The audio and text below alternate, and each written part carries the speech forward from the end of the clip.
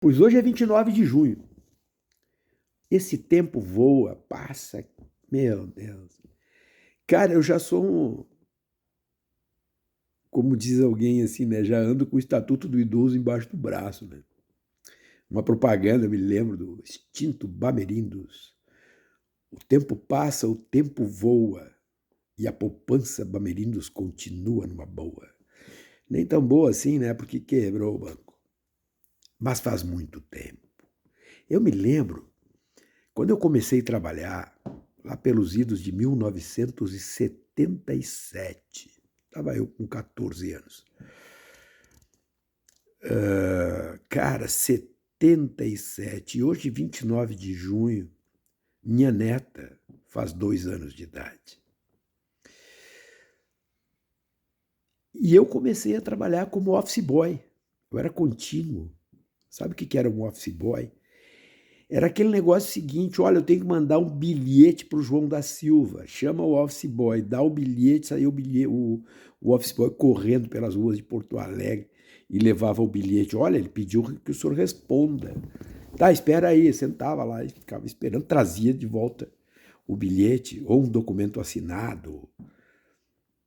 Ou muitas e muitas vezes aconteceu isso. Pô, vai ali no Mateus e traz para mim um farroupilha só de queijo.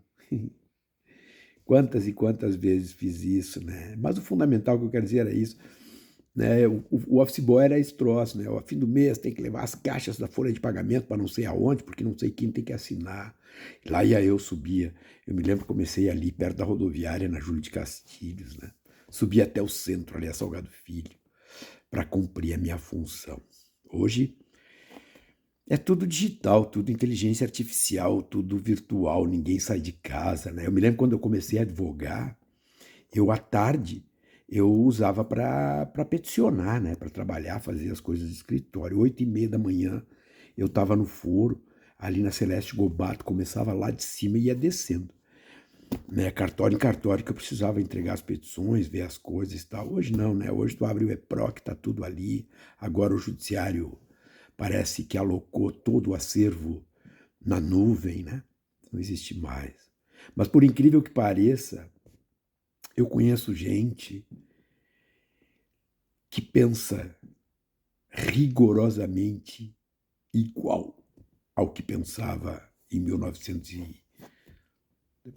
aí eu comecei a me meter em política ali 3, 4 anos depois, ali já com 15, 16 anos, né? Sempre pela esquerda e tal.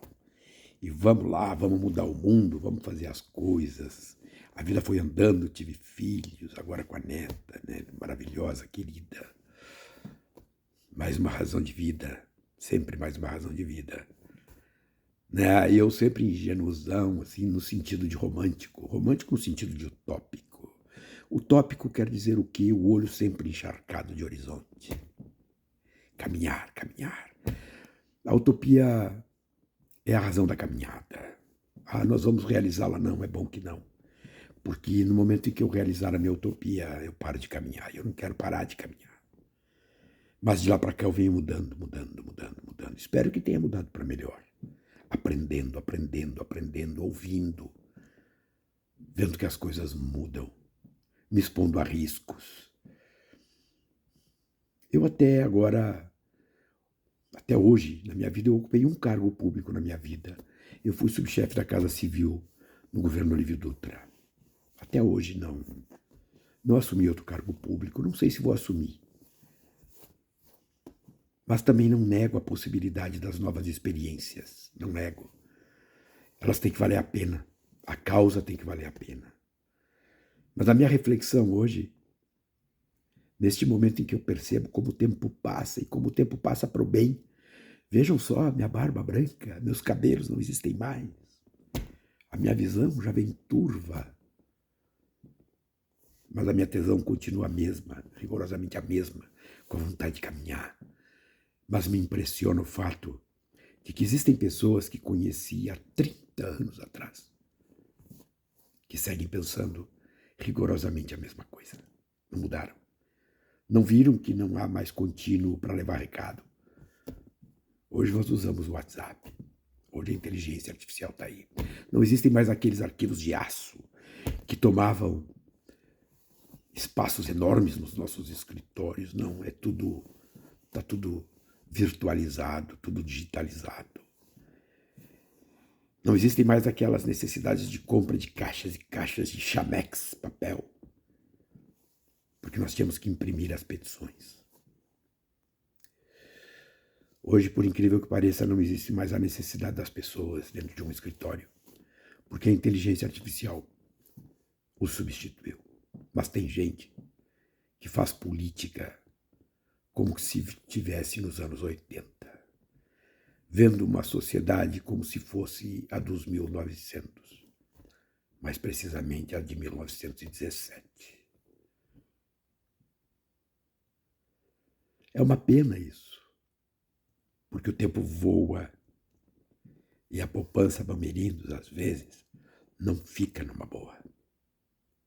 O problema é que quando tu faz a disputa política, tu tem um engajamento que diz nós podemos fazer coisas melhores.